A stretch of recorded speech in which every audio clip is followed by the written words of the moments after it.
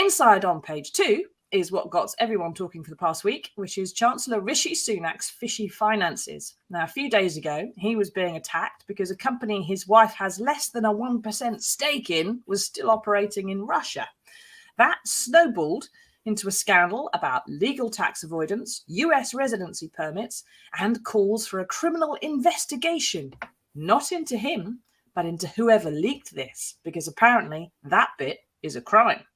Now, Mark, back in November, if everyone can remember that, it seems like a lifetime ago, the Mirror broke the Partygate scandal with revelations that Number 10 was having parties while the rest of us were in lockdown. 5 months on, after Sue Gray's report and a police inquiry which has found lawbreakers amongst our lawmakers, some Labour MPs overnight are calling for Boris Johnson's most likely successor to resign. A teetotaler, moreover, and one whose windows looked out onto all those parties that we got so many leaked photographs from. Now, is it me, or is all this really just proof that Boris Johnson is absolutely made of Teflon? No, I think he's. I think Boris Johnson is still stuffed, isn't he? As much as he was. The fact that they haven't sort of got rid of him yet doesn't mean he's going to survive altogether, because he's too tainted, I would think, because of all these sorts of things. The pictures we're seeing now, and when he's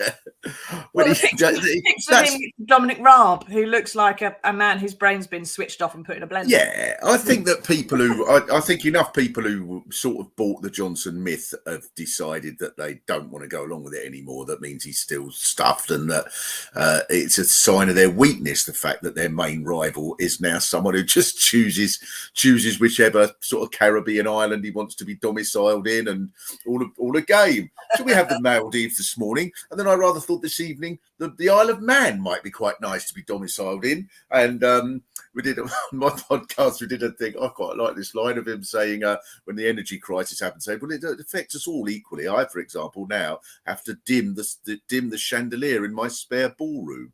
This is a man who's